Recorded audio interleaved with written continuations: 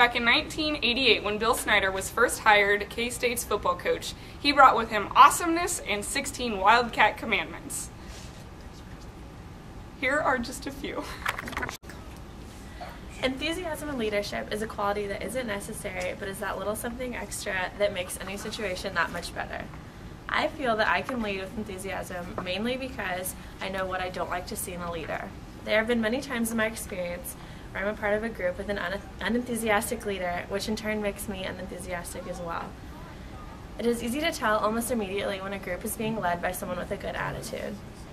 Enthusiasm is also an excellent way to motivate those around you. Having a good attitude can drastically change any project, even if no one is thrilled about doing it. I know that if a professor gives you a group project, you will hopefully end up doing it, and since it will get done regardless of your attitude, why not choose to work on it with a smile, and hopefully it'll be contagious to those around you. Be tough. In order to become a leader, one must be tough. That is, give everything, every ounce of energy you have, and continue fighting until your goal has been accomplished. A leader must have the willpower to stand back up and try again and again, even when they've failed numerous times or have received criticism from others. You must fight till you have reached success. In the future, I plan on demonstrating being tough by never giving up until all my goals are accomplished. Unity. Wait, just kidding. Start over. Go. Unity. Come together as never before.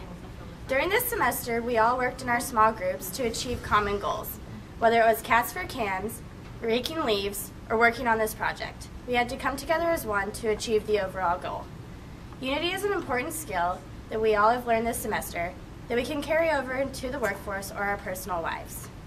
Unity as a whole is very important. We need others to help us succeed. What is difficult for one is simple for many. Unity is key. One of Bill Snyder's 16 commandments is eliminating mistakes, which is an important part of life and leadership. To me, eliminating mistakes means letting go of the little things that we let get us down, from losing a game, to getting a bad grade, to maybe not finishing a project.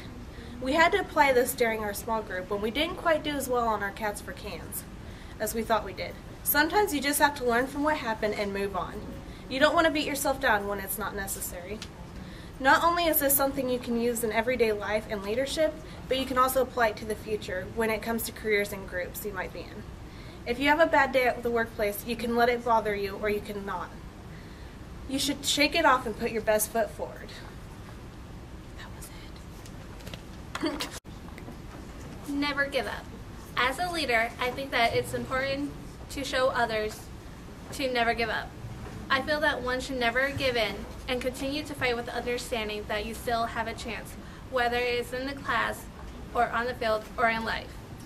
In the future, there are going to be those times where we hit those roadblocks and feel like giving up, but we must remain strong, and in the words of Bill Snyder, never give up. Refusing to allow failing to be a consistent habit is a key component of a leader. If we learn from our mistakes and fail, we are on the right step toward success. We must be able to learn from our failure and use it to succeed completely. In life, there are areas when we are bound to fail, but that does not mean we give up. In school, while taking tests, there will be those times when we fail that hard test. But learning from how and why we failed and passing the next test is rewarding and satisfying because you overcame the failure. Looking for a job, we are bound to be turned down, but never giving up and keep trying will lead to success in any aspect of life. Even though we may fail, our determination to succeed the following day and our positive attitude will help us all succeed. Bill Snyder tells us to improve every day, to be a better person, a better student, a better player, and to do something each day to improve in those areas as well as in our family and our faith. I think the individuals in our small group have improved this semester in many ways. From the first day, Awesome Andrew let us into our small group and we sat there in silence to one of our last meetings where we talked about the corneas and got a little heated argument. I think all of our groups have taught us how...